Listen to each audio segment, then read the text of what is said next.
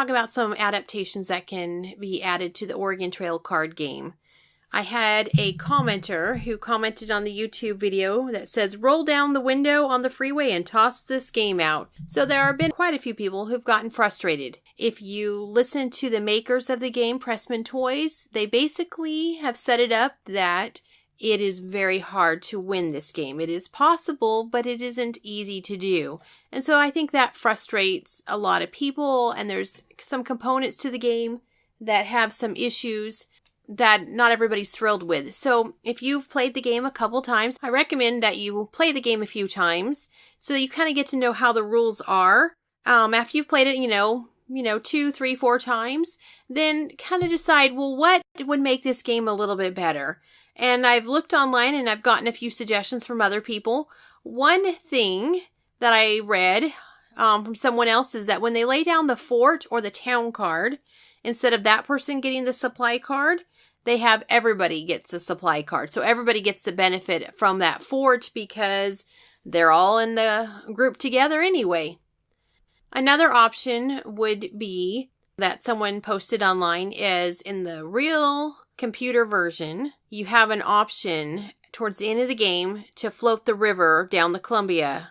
So someone suggested instead of playing all 50 trail cards, that once you get to 40, which is 8 stacks, a player could then decide that they want to take that risk and raft down the Columbia River instead of plowing their way through 10 more trail cards. The way that they recommended doing it was to roll the die 10 times in a row with these rules. So like if the first time you roll a 3, then the next time you have to roll a 2, 3, or 4.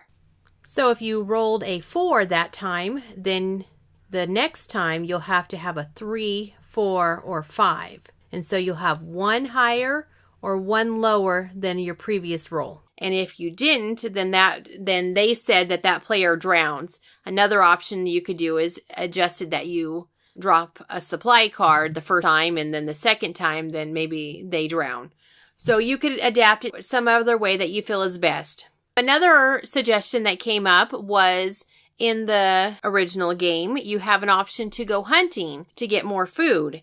So that is something that perhaps maybe to get food or to get clothing, because you can make your own clothing with furs or things like that, that the player loses 1 or 2 turns and then they can go hunting instead of having to play a card or a supply card. Another suggestion is because there's some random where you draw a calamity card and you just suddenly die, another option would be just to get rid of those cards. Why use them if that's going to be a frustrating part of the game? So all of those options, you can add various elements that you like or take away. You don't have to use them all. Use one, try one, add a different one if you don't like that one, and see what works. See if you can make the game a little more exciting and a little bit more enjoyable. I would say that no one likes to lose the game over and over, but that is part of the challenge. My final suggestion of an adaptation is I really think that this game would play better in a larger group. When people actually went across the Oregon Trail, they were in groups. They weren't this solo little group of 4 or 5 or 6 people. And so my thought is to take, if you have a friend who has another deck of cards, combine 2 decks and make it for up to 12 players. I thought about how do we do the cards. You would want to label one group, at least the trail cards, so that you could sort them back out very easily on one set. And the other thing you would have to play around with is figure out how many supply cards each player would get. In a larger group, you probably would want to only do 3 supply cards each. And then you would probably want to maybe do a little adaptation on how many trail cards you have to lay down.